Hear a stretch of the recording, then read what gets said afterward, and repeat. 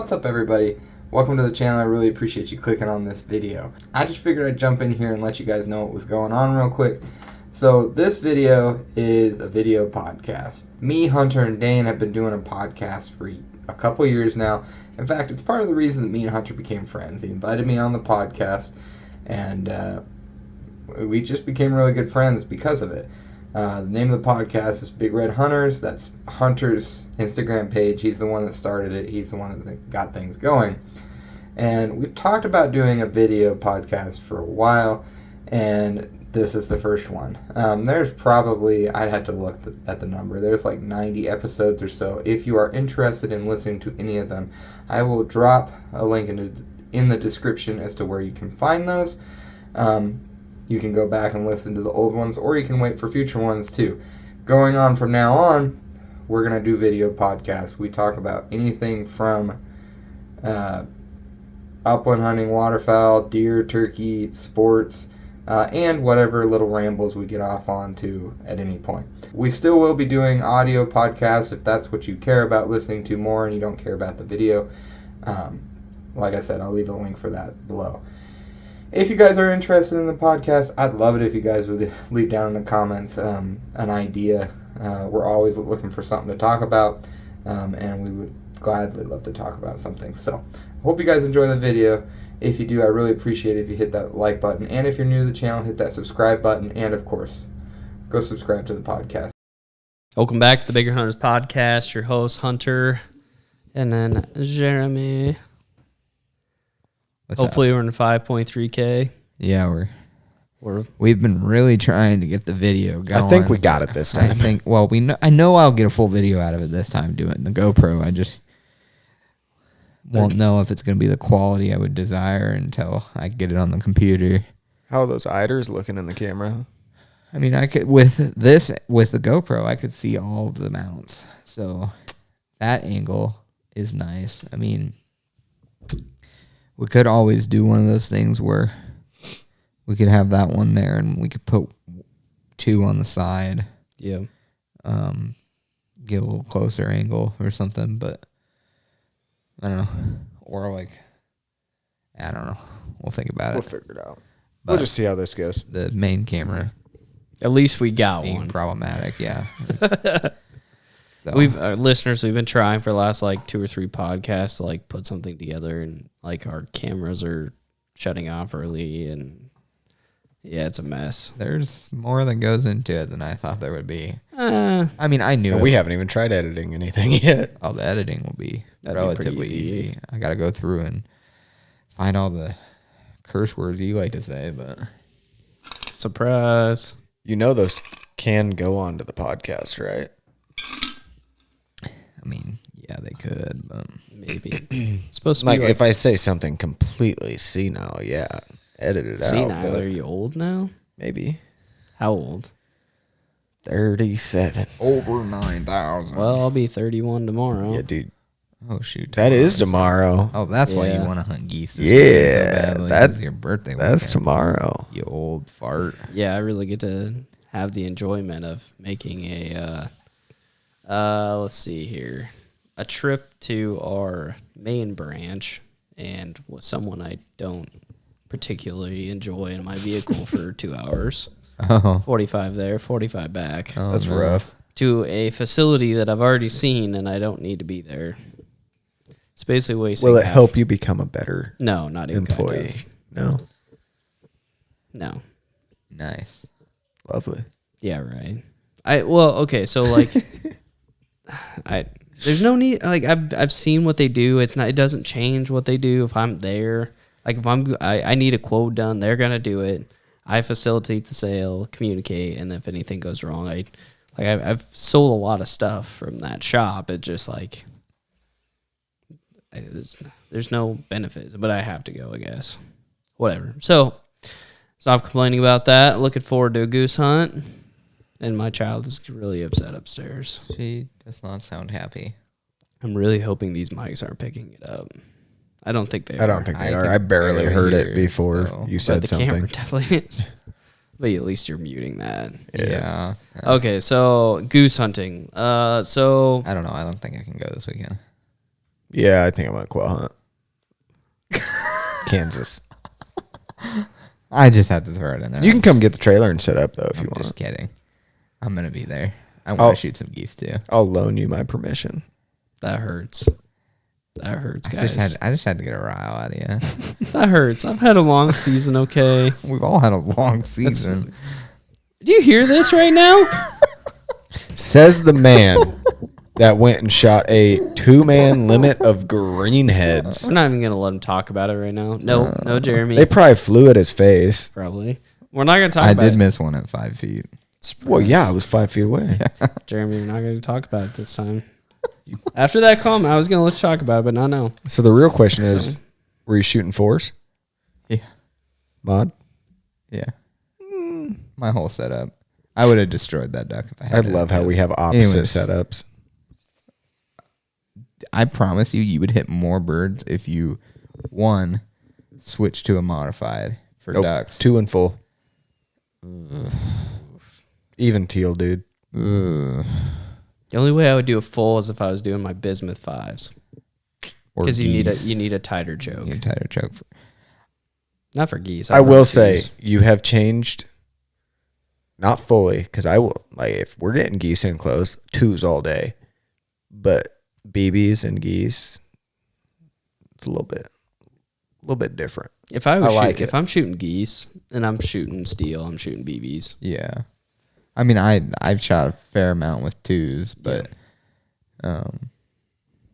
I've killed I'm more waterfowl with number 2s than I've killed anything with anything else. But that's because I only hunted with 2s for so long. my problem isn't necessarily the size shot. It infuriates me that you eat that full choke in your gun all I season. love that full choke. Dude, I go shoot See, here's trap rounds with that full choke in. Here's the thing, Dane. I think you miss a lot of birds because of that full choke. Yep. And don't miss. The other thing is, okay. I quail hunt with my full choke in. See, that infuriates me because Now, I have not I have not been hunting a bunch with my semi. yeah, I've been using the over under that does not have it's got a mod and I think I've got an improved mod and a mod in it right now in the over under. So that's more of and it's also 20 gauge. See, I don't know how you even do that. I don't know how you do it improved and then regular modified. Why? Because I feel like What do you run? 2 mods. I mean, my 12, Dude, there's just, it happens with the pointers specifically. It happens so often that I have like a shot at 10 feet. And then like after that, there is no shot because I'm in the bush with him trying to get these birds to flush. That's why you need a flusher. Yeah. Yeah. Yeah. That's why we have flushers. anyways, Well, yeah, but there's been a couple times I've gone without you guys. we can Sure. roast Dane for My full choke. his I love my full choke. choke. I still don't I don't get that. I mean, I put a full choke in for geese. That's Yeah. literally all I do it for. Even here I said I was trying to get away from it. Probably my biggest issue, and like I'm not gonna knock you too hard on it because I have sent many shells downrange. I already know where this is going. Further birds than I should have, but because you have that full choke in your gun, I've watched you take shots that you shouldn't even take with a full choke. Like Hail Marys. But every now and then I fold a bird and I'm like, hell yeah. I mean, I know we just got done talking about South Dakota, but I didn't even mention the fact I watched you shoot at a pheasant at 80 yards. Okay. Time out. I was getting mad. I was and mad too, all the but- birds were at 80 yards. I'm like, maybe a stray BB will hit one. And You remember the one that he got mad at me about? at you? Yeah, I've never, like, you were mad. You were testy with me. Me? There was a bird between 50 and 60 got up, and I didn't shoot at it. And you're I like, promise. Get out of the way. And you, like, ran up there, and I'm like, you're not going to get to that bird. Oh, I I know wasn't. which one you're That talking wasn't about. directed And then at you're you. like- That was directed at me being mad at the birds. And then you're like, that was a 30. I'm like, it was Jeremy and I all both agreed that a bird was close enough for you to shoot, though. If I had saw it come out of the grass, Yeah. that would have been a long shot, but you could have made it. But trying to find it in those reeds, That's true. I'm a mess. I He respect would have that. had to been shooting it as its As it head got came up, out of yeah. the grass.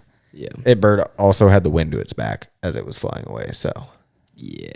Anyways, I was just mad we weren't killing birds. And I get that. at a certain point on that trip, I was sending lead at anything within 60 yards.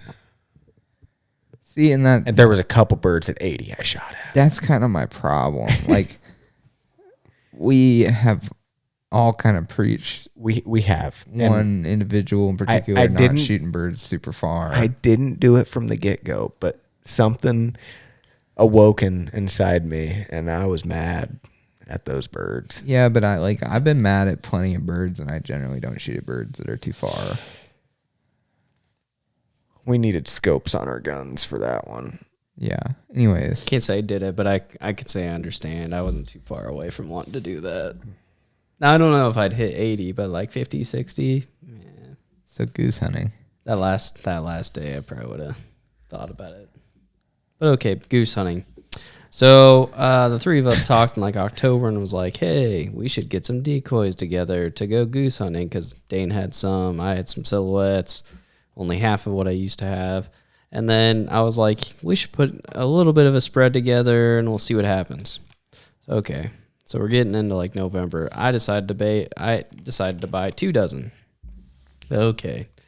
That'd give us like 4 dozen because you had a couple dozen. I had my silhouettes and you had some, or Jeremy had some.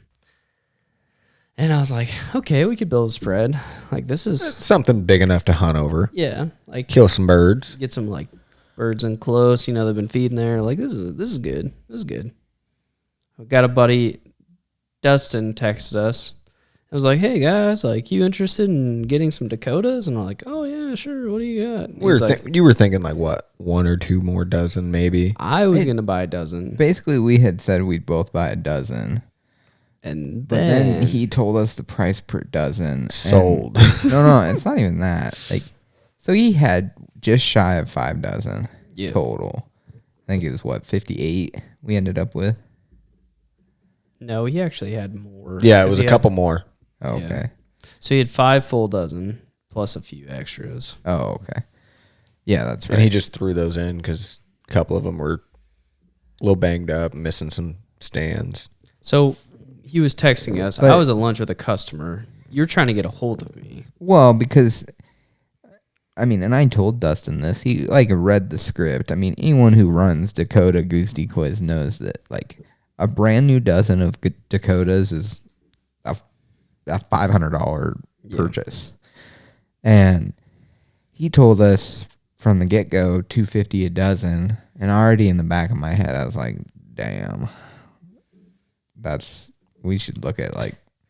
Keep in mind, most of these decoys look brand new. Yeah, they Yeah, do. and I was like, he had then mentioned something about a lot price, and I was texting Hunter, kind of trying to get a hold of him, and I was like, I was gonna say we should offer him $1,000 for all of them, Yeah. and then he finally figured out how much the guy wanted for the lot, and it was $1,000, and I literally called Hunter while he was in a meeting. I was like, "We're buying these, right?" And he didn't pick up, and I was like, I don't remember what I said, but I not angry, but rashly texted him. I was like, "Pick up your phone," and he's like, "I already did it. Like I've already sent money." So I didn't know that. You didn't tell me that. I walked out of That's fucking Laszlo's great. and I had known I shut off had do not disturb. Yeah. But I was getting everything and I was like, dang. And I was having lunch with Casey and he's a hunter and like he gets it. And I'd put my phone down, wasn't paying attention to it. Walked out of Laszlo's for BS and I left. And I immediately called Dustin because he had called me a couple times. I picked up with him, hey man, like sorry I was in lunch. I had told you guys, both of you. Yeah. And Dustin's like, oh yeah. He's like, okay, this is what we have. We got 5 dozen plus a few. He's like, I'll sell it to all of like you guys. Cause I had said like, I think my last text was like, F it, I'll take a couple dozen. And then you were planning on taking 1. Yeah. And he came back and he's like, oh yeah. He's like, I'll give them to you all for 1,000. I didn't even talk to you. I was like, yep, Yeah. No, I was like, that's such a deal that I can't, there's no way I can walk away. You almost from feel that. bad taking that deal from a friend. You're like, Well, like, Well, don't, you're also offer it up. yeah, you're he also need- helping him out too. The guy needed money. I mean, but It's like, you don't offer it up Not that kind Dustin. of deal and expect Dustin me not to didn't take need money, it. Like, yeah, for sure. so like, I sent him money right then and there, and like, it was, We I should. called Jeremy back. It's like, yeah, I already sent him money. We're good. I think the word when he finally called me back, I think the words were like, I was like, so we're doing this, right? And he goes, oh, I already sent the It's money. And I was like, oh, okay, good. I'm glad we're on the same page here, because that's like not a. I mean, my eyes almost popped out of my head when I saw $1,000 for the whole lot. I was like, you'll never see that again. Well, put it in perspective. So my brother bought Black Friday deal, new Dakotas. You got He got 2.5 two and a half dozen. dozen for $1,300. Yeah. And we got over five for Yeah. and you can't really tell them apart. Speaking of Dustin and the great deal he gave us on these decoys, we should invite him to hunt over them sometime. That's fine. I mean, we could invite him to hunt us on Saturday. That was what I was getting at. I can text him. That's fine. See Just what depends on what he's got going on. He normally has he might have season. wrestling stuff this Saturday because I know that's I'll text him right now, actually, because He's watching the podcast. Like, oh, you texted me. just yeah. text him and be like, hey, would you like He's to like one of- actually kill some birds over your decoys? He's actually one of our ardent, like, faithful listener followers. But okay, so we did that, and then the nice part was I was supposed to get a trailer to use for the season, and then we've been like kicking the bucket for 2 years for about looking getting at a getting trailer. and he just couldn't find something we really liked or the price or back and forth, and We just it's like- never found the perfect thing. And it was like, you and I talked about just buying a new one. And I honestly had the intentions of, I was about there. I would say we were a week away from dropping. I was about there. And then Dustin just comes up clutch again. Yeah, He texts me again. He's like, hey, you guys want this trailer? Got another buddy who's selling a trailer. Got a lot of buddies.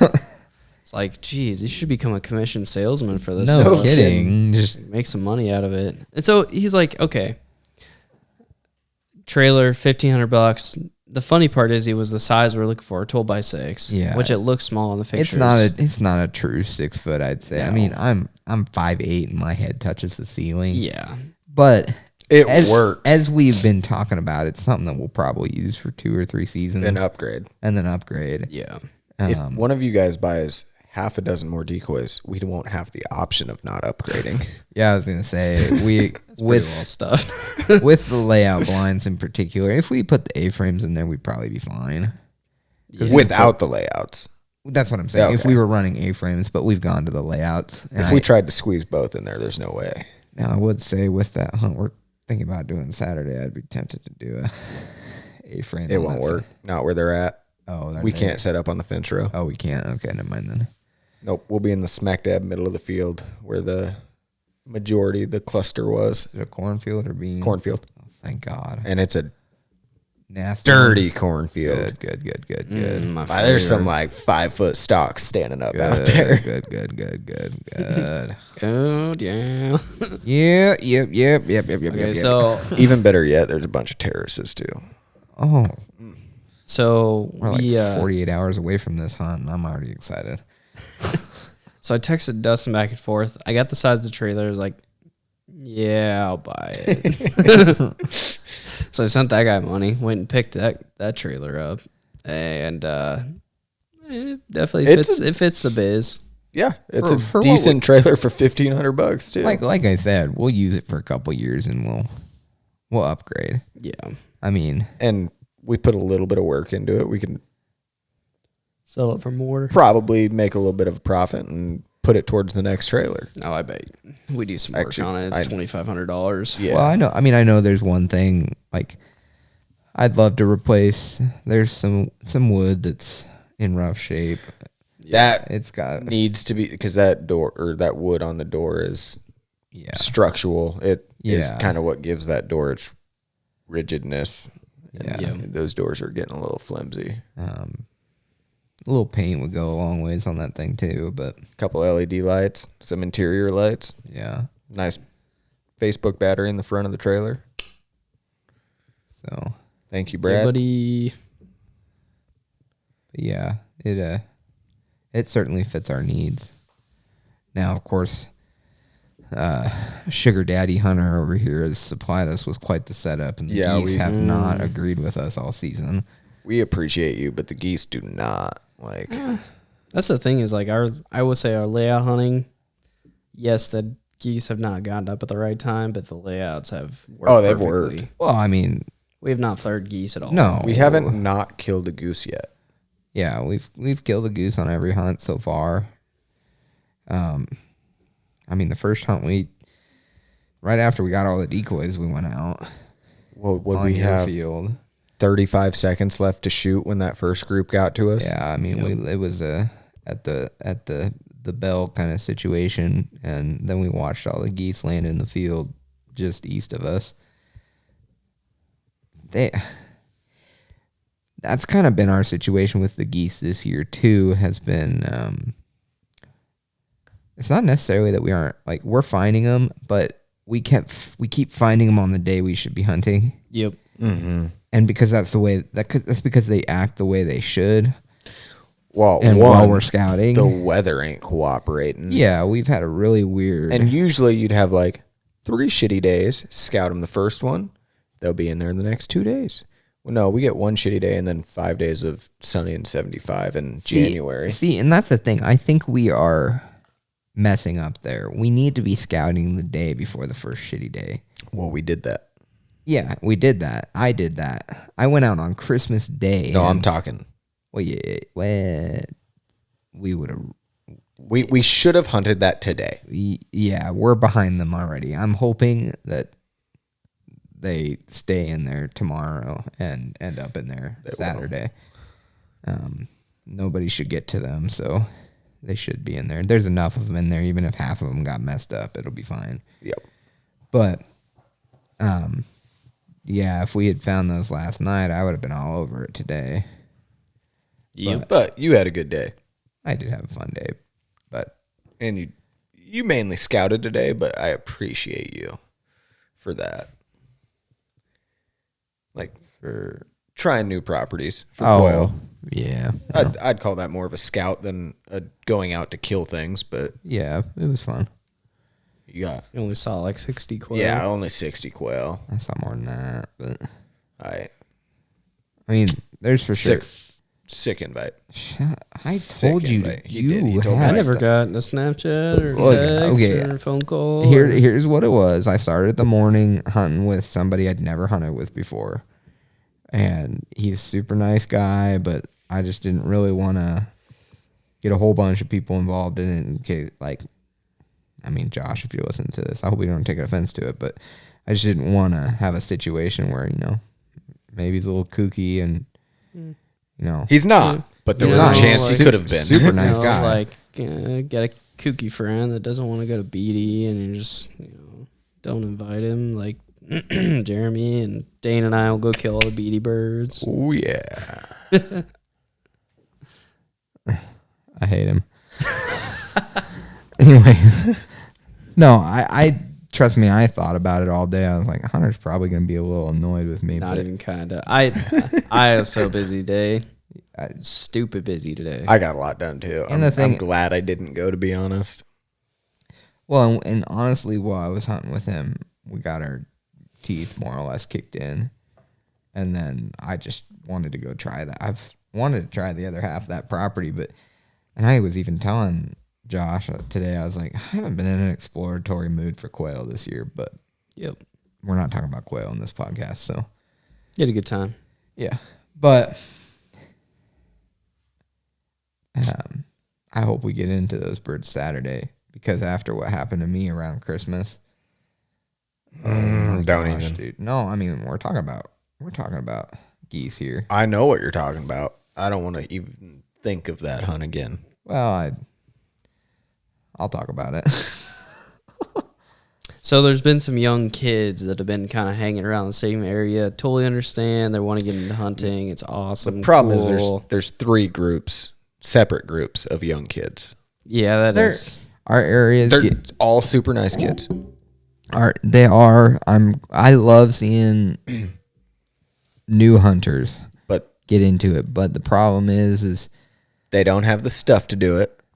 actually that doesn't bother me because I would rather see somebody go into a field with 20 decoys and learn than not go. Because so many, like, honestly, that's how goose hunting always has been for me. I would never go or never try and get into it because I didn't have the stuff for it. Yeah. Until I met you, Hunter, which, sounds like It was still a rough year for you that year. Well, You went on like 10 hunts with nothing. Yeah, it was. Yeah, we won't talk about the first year I goose hunted with Hunter. But, so I'd rather see people get into it. But the problem I have, and I was talking about this with Matt this last weekend, which whenever this podcast comes out, I was down west duck hunting and having to hang out with Matt a little bit. But there's some gray lines that are forming in waterfowl, right? Not gray lines, blurred lines that are forming in waterfowl right now when it comes to, respect, morals, etiquette. And there's something that really irked me about this one group of kids. And essentially what happened is I went out and scouted, found a feed in a field that Dane has permission for. And Both of them. Now, the one thing I will say, which I'm not mad about it.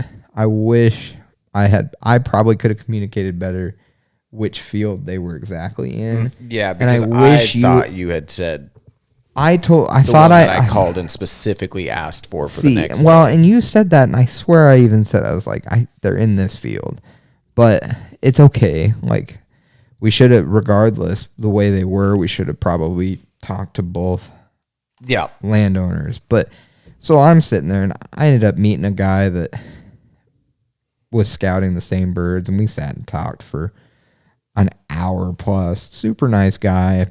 We know a lot of the same people in the area. And so we just were kind of shooting the shit, and we just watched the birds all evening, and I'm like about ready to pull away, and here come these 2 kids, and they fly by me in a big old jacked up Cummins or something. I don't know what it was. It's a Dodge of some kind. And they stop like almost 100 yards down the road and just start walking up the road towards me. And they're like, "Are you guys watching these geese?" And they were nice kids. I will give them this. They were nice kids. And I was like, "Yeah." And I even said, I was like, "My buddy has permission on this field and is talking to the landowner currently." Because at the moment I thought you were talking to that landowner. And he was like, "Well, I just walked up to the house up here and got permission from somebody who doesn't even own the property." But he owns a 2-acre piece in the property, and he did have some cows on the property, and he was running his cattle, but he didn't have the right to give permission. But I guess he gave this kid permission, and I told him, I was like, "Well, that's not the owner." And even the guy that I sat there talked to for an hour, he was like, "That's not the owner of that property." And I said, like, "That's not who owns that property." I did mistakenly say the name of the owner, which I wish I hadn't, because the kid got, basically at the end of the day, the kid got caught in a fib. Yep. We showed up the next morning, and we sat up exactly where we needed to be. I literally stepped out of the truck when we got there to set up, and I looked at the ground. We were walking where the geese were. And I looked at Dane. I was like, "Dude, it is a goose highway right here." Like, there was so much poop. There were so many tracks. Feathers. Everything. And I was like, "We're going to smash them right here." We got 3/4 of the way set up. And we had the trailer emptied. The blinds were getting set. Half the decoys were up. And so, and then I had given this kid my number to communicate back and forth with, and he texted me sometime while we were setting up, and I wasn't paying. Honestly, the only reason I saw it, and there's a part of me that after how everything unfolded, I wish I hadn't. I went to go play music while I was setting up, and I wish I had, because if we gotten fully set up, I'd have been like, I'm not moving. Yeah, you guys can come down here, But anyways, it was foggy that morning, and so we were setting up, and that kid texted me and basically was like, "Hey, I see you guys setting up. Just so you know, up the hill. We're right over here. I talked to the owner, and we're the only one that has permission. And like, sorry, but you guys got to go." And of course, I looked at you and I was like, "You want to talk to this kid? Because like, I know you have permission here. Like, I don't know what to do here." And short story is couldn't get a hold of the landowner, so we ended up going into a field that we 100, like, there was no question. Like, you had talked to that owner the day before, even though, I mean, you had seasonal permission in the field we were in, and had, you know, we ended up setting in that other field, and we did not, if we had gotten set up in time and been able to brush in the blinds properly, we still would have killed birds. But like, we kind of got caught in the first couple groups of geese landed right where we were originally setting up. Literally where the truck and trailer was parked as we were unloading it. And because we had to load everything back up, move into that field, get everything set back up, the blinds didn't get set perfectly, and we got caught in that whole, we need to put more brush on the blinds kind of thing. Didn't even get all the decoys out. We got all the full bodies out. Did we? Yeah, we ran all the full bodies. Okay. But blinds looked like the blinds junk. Looked real bad. But it just was unfortunate, and it was not a small feed. It was a 1,000 bird feed, and we watched all those birds land right where we wanted to hunt. And the thing that irked me is, go figure, you know, in the commotion, here comes the landowner to talk to Dane. And of course, he recognizes Dane. They have a good conversation, and he was like, "Who's that up there?" Go figure. And I was like, "Oh, that's the kids that said they talked to you this morning, and that's why I moved." And he's like, "I have no idea who that is." And I was like, "Oh, okay then." Yeah. So fantastic. They really burned up a bad relationship there. Yeah. So needless to say, I think they're kind of banking on the guy that lives there being their permission. That's not gonna last long. No, it didn't. Well, the landowner actually had a conversation with that guy, the gentleman, and he was like, "Hey, I know I've said it's okay in the past, but you've asked every time." Yep. He's like, "That probably should continue." If he's like, it's not just like a willy-nilly, yeah, go hunt it. He's like, I do have other hunters that do carry permission on stuff. He's like, you just need to give me a heads up. So at least in the future, we've got that. Yeah. But it just, I won't lie. Like, and I genuinely, I don't think the kids were out to necessarily.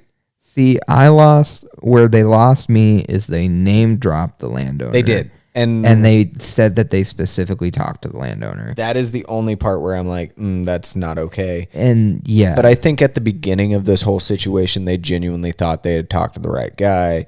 This guy had given them permission. because the kid worked for that guy at that house. He knew who he was talking to. Oh, no, it was his uncle. The one kid's uncle. Oh, whatever. I didn't know that aspect of it, but so I think they thought they were completely in the clear and okay with talking to him and getting permission on it that way. Well, you need to talk to the landowner. Yeah, which I mean the field isn't even under the landowner's name. In fact, I was asking you. It's someone from out of state. Yeah, that owns the. Well, he has been leasing it, which therefore gives you the hunting rights unless specified otherwise for years. But so it just was a whole, like, I won't lie, I was extremely frustrated. I we moved the decoys twice. We ended up picking up, getting in that field, joining with those kids that night, and the birds 3 times. Birds never flew. So like, I just spent all day moving decoys basically, and we shot 1 goose. And I felt like I went on 3 hunts that one day. Yeah, because I tore down and set up 3 separate times. Tore down 4 times. and like, you know, I know you and me talked about it a little bit this week, Hunter, where, you know, we want to get on more goose hunting and whatnot, and it feels like we've missed out a little bit.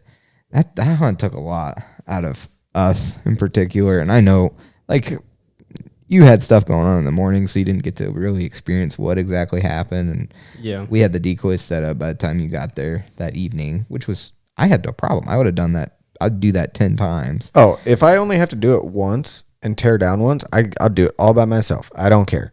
But 3 times in one day, I was like, this is getting old. Yeah, I get that. But I was, And not hate on you. I was mad that I was just having to move in the first place. Yeah, I didn't care that you weren't there, or excuse me, Jeremy wasn't there for part of it, which it fully understood. He had to take Terrell home. well, and that was the other part. I finally convinced Terrell to go hunting with us. Yep. And it was going to be, We warned him it was an all day thing. well, We warned him it potentially could be an all day thing. Yeah, I told him I was probably going to hunt all day. I will give him credit. I did tell him I Would hunt morning, go home. bring him back into town. But I knew that if we were where I wanted to set up, We were going to be done by there was a good 10:30. honestly, there was a good chance that the evening hunt was just going to be to see if we could get you some birds, Hunter. I mean, that's And it serious. would've been. And it would It would've have been. been. We would have been done. We would have shot a 4-man limit by 10 o'clock. Yep. I mean, that first group of geese I came. alone could have shot a 4-man limit. Like, Oh yeah, it would have. I mean, it would have been insane where we were setting up our well, it's where we ended up. The having birds came in the the- blinds. I mean, it was perfect. they came in just, groups of 20, 5-10 minutes apart. Yeah, Couldn't have been better. It would have been. So that's the nice thing about it. Sucks that we don't get more, but the cloudy days out there is like perfect. That's Yeah. when they finally like do what geese should be doing. Yep. I mean, I say that obviously they're wild animals, but like Yeah, instead of because they all tend to come out when it's sunny, they all tend to get up together and go all to the same spot together. yeah. I think it's a circus when they do it, and It's you're in the still right a spot. good time, but Still, just kind of one big much more. Yeah. craziness, and then It's like just hunting gone. quail. Yeah. You get the flush, that's it. But when it's cloudy, it's like group. Yeah. By the time you're cleaning up, laying birds on their bellies, Yeah. crawling back in the blind, someone's screaming at you and waving a flag. Here they come. Yeah. Tuck in, boys. But so I mean, that took it so out. I mean, that's literally why I went out west. I straight up told you, I was like, I've got one more bad hunt, and I'm burned out on geese already. Because you disagreed with me, but I was like, dude, that's just me.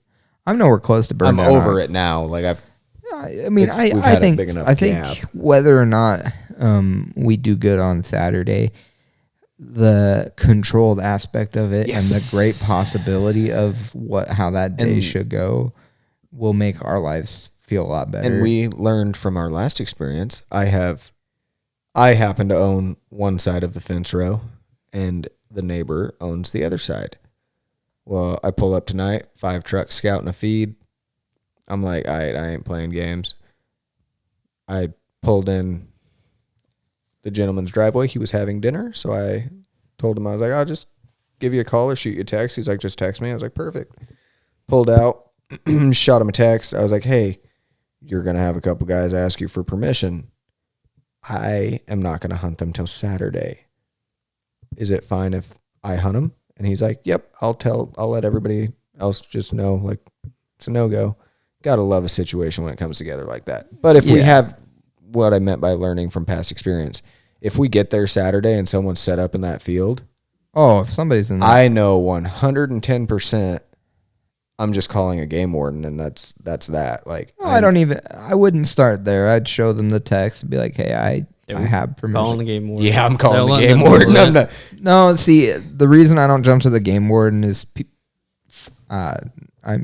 you're kind of a good example, no disrespect. Farmers forget who they've told sometimes, or like there's so many situations, especially like I've seen it with you and your dad. You'll tell somebody yes or no or whatever, and he'll tell them something else. But I would show the text and be like, hey, I have permission. And if they pull out, well, we're here, we're set up, then I'm calling the game warden. Yeah. And the landowner. And I'm going to be like, That would be a landowner that I would call, and I would let him know what was going on, but I would be very adamant about, like, don't worry about coming out. I'm not asking you to come out. I will handle the situation. Yeah. I'm just letting you know And why there's red and blues in your field across from your house. Yeah, and I have no problem is I just don't like to jump straight to it. Now, that being said, like, I know a lot of people would be like, just invite them to hunt. But in that situation, I'd be like, no, I'm sorry, guys. Like, we've had permission for 2 days. I'm not doing this. This is a very planned out hunt already, and it's Yeah. going to stay on course. We're going with the plan. Yeah, and If something doesn't work right, it's going to be because we did something wrong, not because 5 other dudes jumped in with us. And That's the thing is like I've hunted out there like that area for like 6-7 years now, and there's been one other guy. Yep. That's the guy we've hunted with. yeah. But other than that, like, And there's never been another group. one out there. the group we hunted with, and Yeah. one other group, but and I'm not saying we were the best of friends with them, No, we're not even. not even close, but we made it work.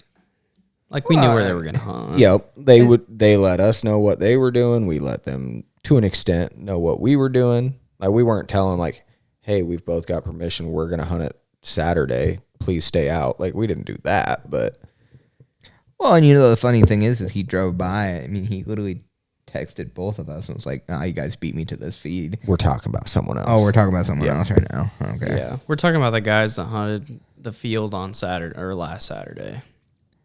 Well, I've been meaning to talk to you about that.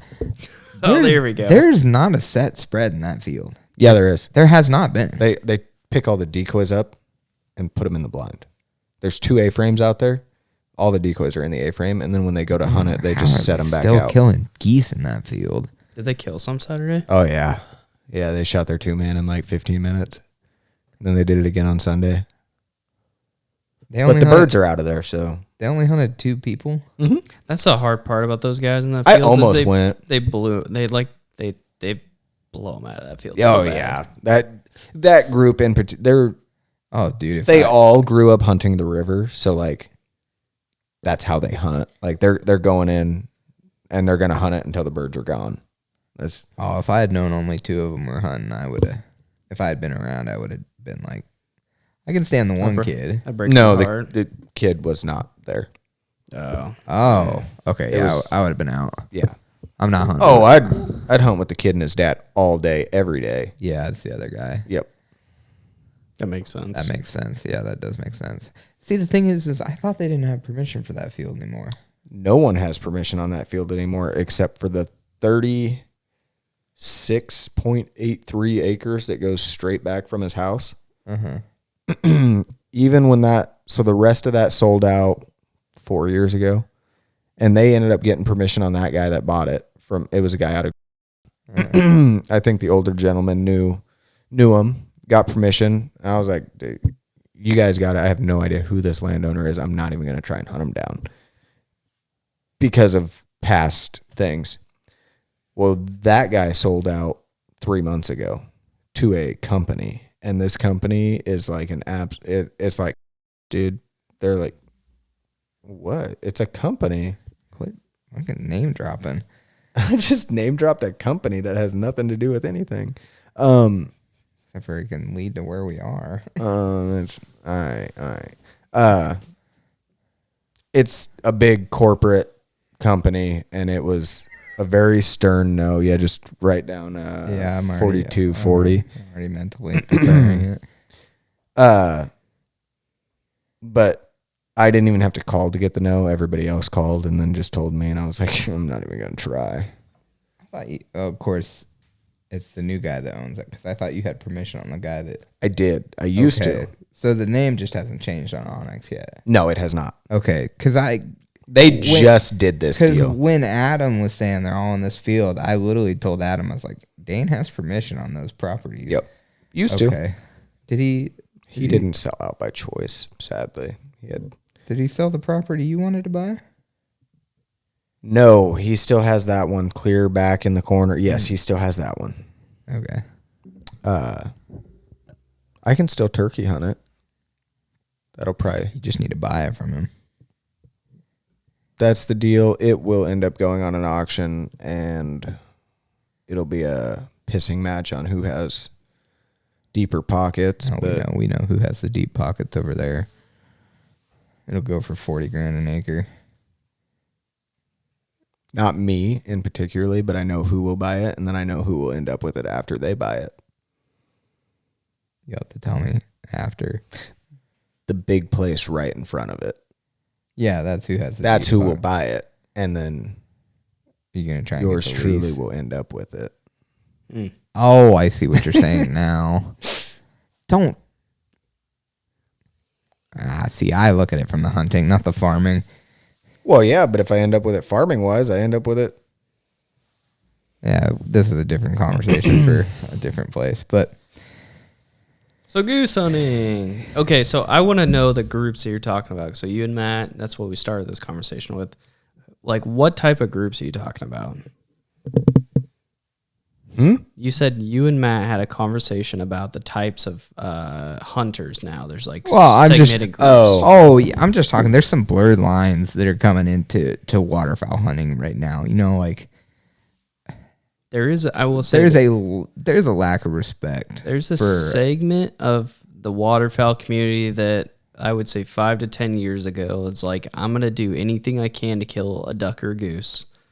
It doesn't matter. And then it spurred to, I'm willing, no matter who I walk over, to be able to kill something. And that has now led to, like, I just don't even care about another human being. Yeah, Yep. and mostly my problem is the respect for fellow hunter. I've always had an issue with that. I mean, I've seen it.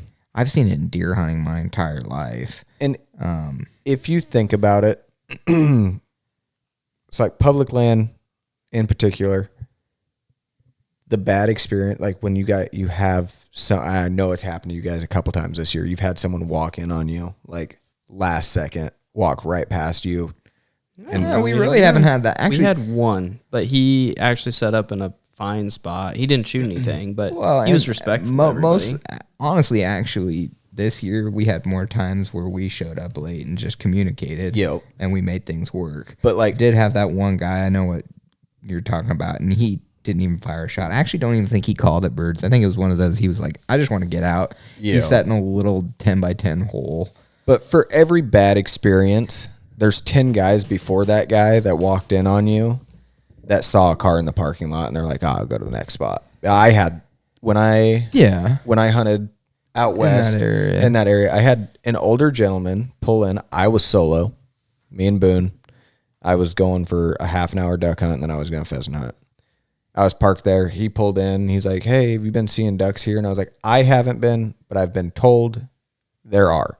I was like, you are more than welcome to come set up with me, but fair warning, when the birds have their little lull, I'm going to go pheasant hunt. And he's like, no, do your thing. I'll go over here. I was like, you really don't have to do that. And he was super respectful, packed his stuff back up and headed out. So like for every what I'm getting at is for every bad person, there's 10 good guys out there. You just don't see it. You don't run into it. See, the thing is, and this is probably where Hunter's going too, it's not 10 guys anymore. It's 1 or 2 guys that respect what you want to do. And that's the hard part. So you're saying is it's evening out? And it's 1 or the 2 that lines are bad, are 1 like, or 2 that are good. We're pushing to the point where the lines are parallel and they're going to potentially start crossing and going the other direction is my fear. The hard part hope is not. you see, and I hate to say this as super stereotypical, but it's the younger guys. Llama boys. It is like I would what say what 6. do you call them? Alpaca boys? Yeah, 7 out of 10 times you having a bad experience, it's probably a younger. Yeah, it is going to be. You say that, and some of my worst experiences are with the generation of I don't older than disagree me. with you. I mean, I had that run in down on the river last Well, year. it's like there's 2 segments of guys. The older guys who believe because I've been hunting here forever, I get to hunt here. Yeah. Younger guys are just I'm gonna run over you and do whatever I want to get where I want. This is my stomping ground now. No. not The necessarily that. the younger guys are, which there's some truth to it. The younger guys are, it's public land. I'm gonna go do whatever I want. I can do whatever I want on it. Yep. The older guys that you run into are the guys that I've been hunting this spot for 20 years.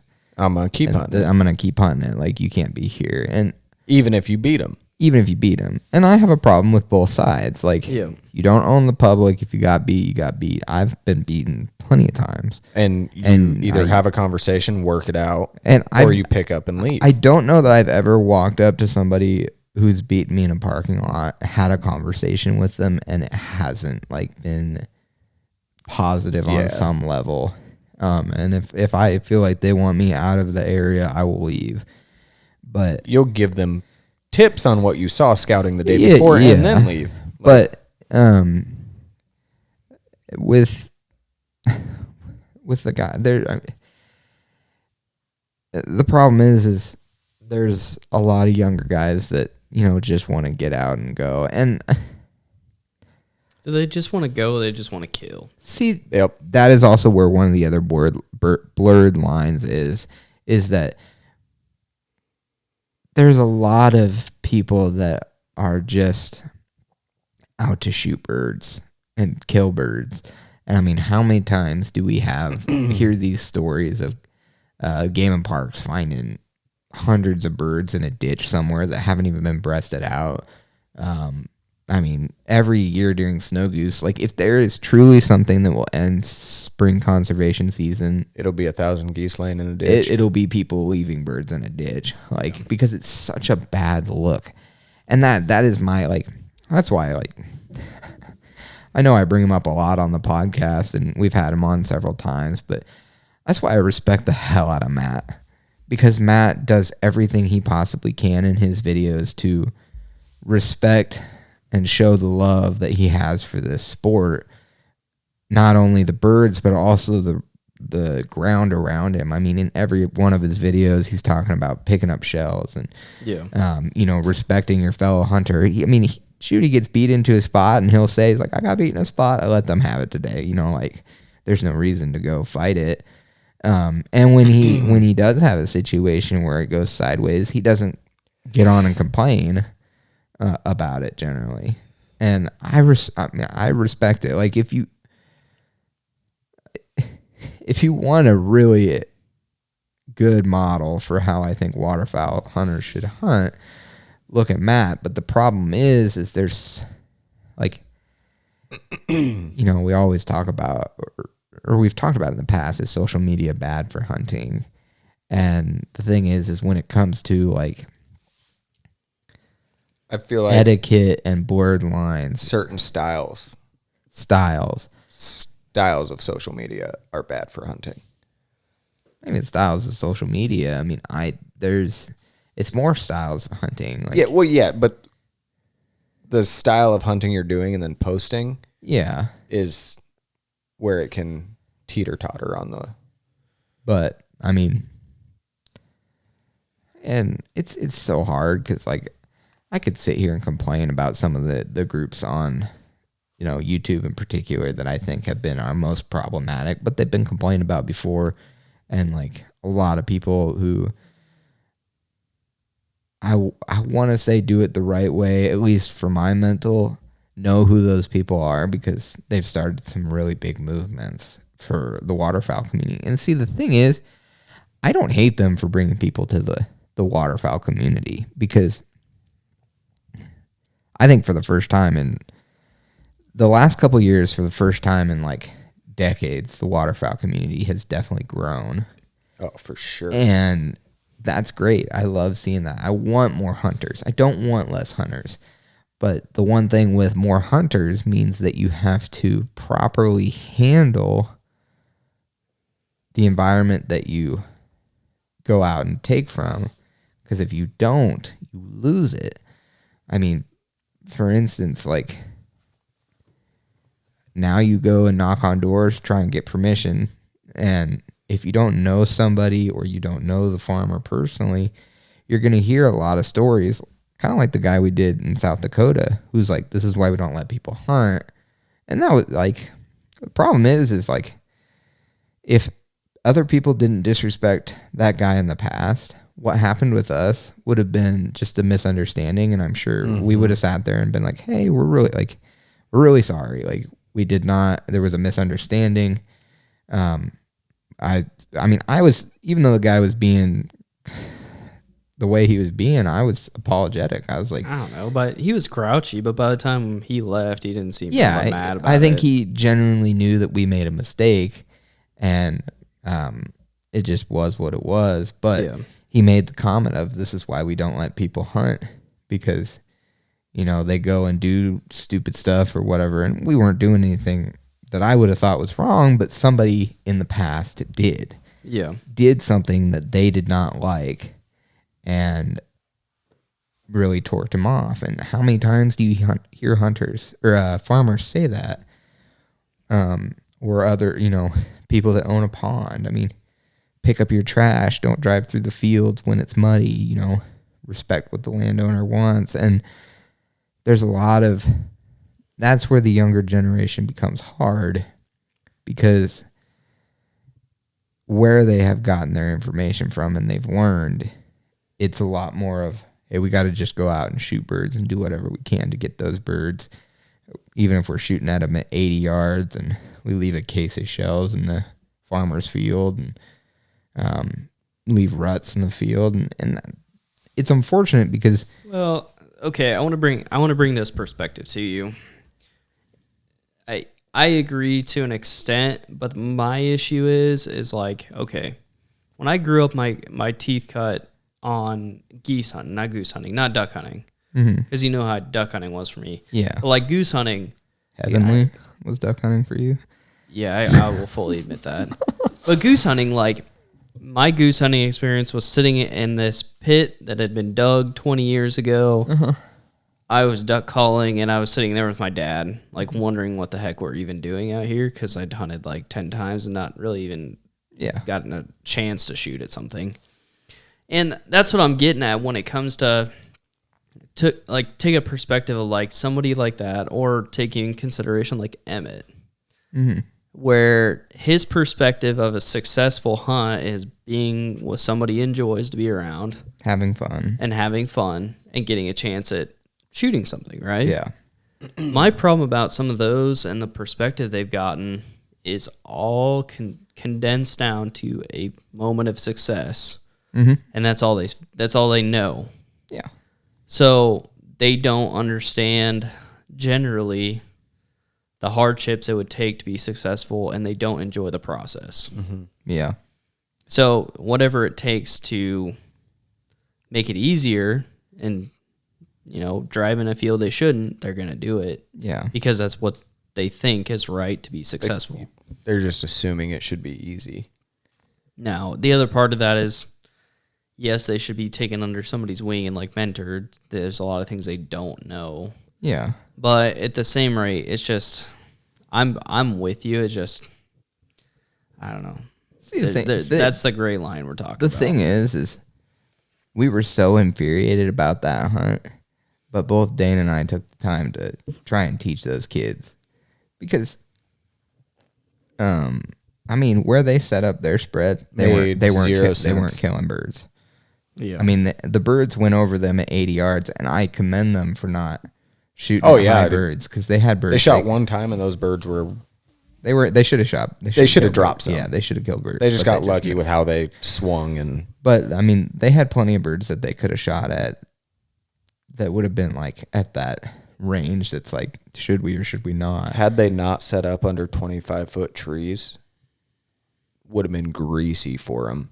Yeah, but, like, I mean, we talked to them about it. You did a little bit more of it. I mean, we gave some advice, and I think they did learn from it and whatnot. I actually could kind of got the feeling that the one kid wished that he could hunt with us more. And I always tell people, I've had plenty of people reach out to me that, for instance, this guy that I quail hunted with today, he's been hunting for like 3 years, and he's got an amazing piece of property down off the river. And actually, it's right next to a really good piece of public that you and I have talked about taking the boat to, because you can't get to it without anything else. But, and he's showing me it on maps, and he's like, I just don't know if I could kill ducks down here. And when it floods, it's got 3 ponds on it. And I was like, you could kill ducks down there. And brother, call me when it well, floods. and he's like, every time I go down there in the fall, there's usually ducks. And I was like, why aren't you duck hunting? He's like, I just don't know if I can kill them. I'm like, dude, if you need some help, just let me know. Like, Dude, just take me and I yeah, don't even shoot. I literally told I'll go and take pictures. I told him today, I was like, dude, I'll go down there with sometime in the off season or like during season even, and like I'll gladly show you. It does not matter to me. Like, if I make a relationship that allows me to go there and kill some birds with him sometimes, awesome. But I would rather see somebody have success, learn to do it the right way, and go forth. And we fully intend on scouting that area anyways. Yeah. Oh, yeah, the public. Yeah. But, he's a perfect example. I've had plenty of people that reach out to me and it's like, hey, you got any tips? Reach out to people. If you don't know what you're doing, or you just want an outside perspective. Outside perspectives are great. All the turkey hunters hear that. Jeremy will give his trade secrets away. Actually, he asked me about turkey hunting because there's a lot of turkeys on that property too. And he's like, did you say you couldn't help him out with turkeys? No, he asked me, he's like, I don't know what I'm doing wrong. And I was like, well, Wait, he's got turkeys down where the 3 ponds appear? It's on the property. Oh, okay. I know where it is. I could show you it on maps, but, I mean, I believe it. I've just, never seen a turkey down there. Oh no, there's a lot of turkeys over there. You are thinking of something else. Okay. I'm pretty sure. Okay. There's a lot of turkeys in that area. It's just, what's the level of the river at? Yeah. But it was funny because he's like, yeah, I asked him, I was like, there are turkeys down there? He's like, yeah, there's a lot of turkeys, but I don't know how to kill them.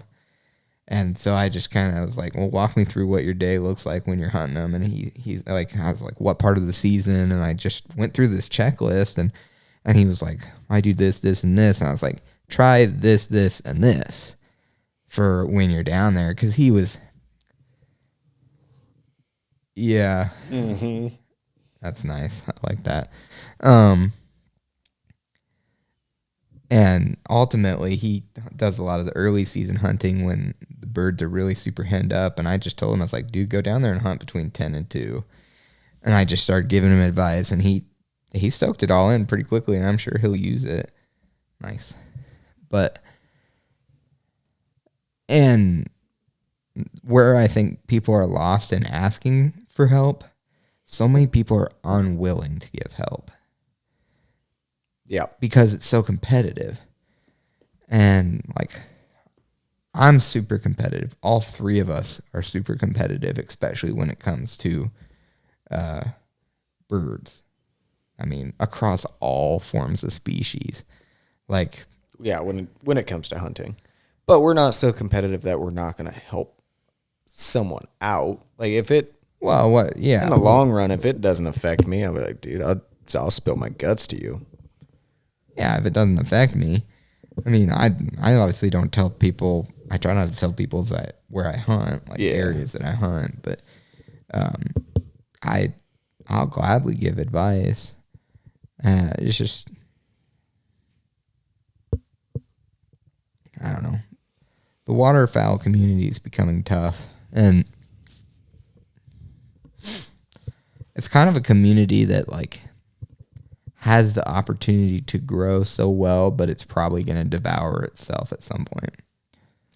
Dude, field hunting geese will be non-existent in our area in 10 years if something doesn't change. all these farmers will get way too fed up with the problems that hunters are bringing. And we're already 50% out on what we used to have permission on 10 years ago. You haven't even been waterfowl hunting for 10 years. I'm not saying me, I'm saying waterfowlers in general. Because 10 years ago, sorry, that was bad. That was a bad one. 103. Goodness gracious. That was a bad one. Anyway. 10 years ago in our area, just cut that whole piece out. 10 years ago in our area, there was no one waterfowl hunting. Oh, yeah. Like, at all. When I took my first deer mount in, is the first time I'd ever heard anything of it. No, there was a set of guys that were running around out there before that, and they were wrecking geese because nobody else was hunting them. I'm sure there was someone, but I hadn't seen it, heard of it, heard word of it at all. Well, were those geese were the 100 geese that you found? Yeah. In that field, there's guys that used to hunt that and just absolutely I know who you're them. talking about. I know who that is. Yes, but they didn't do a ton of field hunting. They did most of their hunting over ponds. They hunted that field, like traffic that field, and because nobody else was hunting, those geese would get wrecked. Yo, They'd come right off that pond and just get wrecked. that's actually one of the guys you're talking about is the guy that owned that new property that he quail hunted today. Oh. Oh. I don't know. We'll talk about it off the podcast, but either way. All right. So I don't disagree on the goose hunting. It's hard. I mean, there's two pressures that are especially on field hunting is bad and can continue to be bad. One, of course, just farmers getting fed up, but two, like corporate farming is becoming more of an issue, and the amount of 100-acre to 300-acre farms that are getting sold off. Yeah. And then your corporate guys are buying it. And only allow the guys that work for him, Or don't allow it at all. or don't allow it at all. And you can't hate on them. When you get that big and you have an insurance guy that literally handles everything, and you have to pretty much ask them what you can and can't do. Yep. When that question comes up, can I let random people hunt my property? The answer is always no. Yeah, yeah. And It's not that I don't understand. It just sucks. yeah. I ran into that a couple years ago. I was chasing snow goose feeds, and there was a big feed in a field, and I walked up to the door, and super nice lady. Like, she was ready to say yes to me, and I was like, hey, can I, would it be okay if I brought a couple guys and we jumped these snow geese? And she was like, I would 100% say yes to you, but unfortunately we lease it out to a big farmer and they can't allow hunting. And I was like, I've heard it before. I get it. And she was like apologetic because she would have gladly given me permission, but she couldn't. And a lot of guys asking for the permission will be like, well, I'll sign whatever you want me to sign. I carry this around. In that case, it doesn't matter because the insurance has already said no. Like there's... Yeah, in that case. I mean, I do think it's appropriate generally, like, if I ask for permission, I have no, like, if I've heard the whole, like, well, liability issues, and I'm like, oh, I'll look someone in the face. I'll be like, I could break my neck on your property, and none of that will come down on you. But there's guys out there that, they're the reason we have the problem now. Yeah. But actually, it's not even so much the people that injure themselves, it's their insurance companies. Yeah. Like, yeah, oh yeah, I mean, for sure. This could come back to haunt me someday, but if I ever break an arm or something on your property, it happened on public land. Yeah. It's just easier not to have insurance. I don't know about that. But I'm joking. Anyways. I was on a public road. Yeah. Public I was road. walking. I fell in the... I tripped down I fell on the trail. Yeah. My cat pushed me down the stairs. Not again. Yeah. Stupid cat. This is twice in 2 years. But All right. We should probably get finished up. probably. All right, everybody. Appreciate it. Hopefully the first video podcast goes well. Thank you for listening to our rants. Yeah, it was good. It was a good talk, though, honestly. All right, everybody. Appreciate it. Have a good night.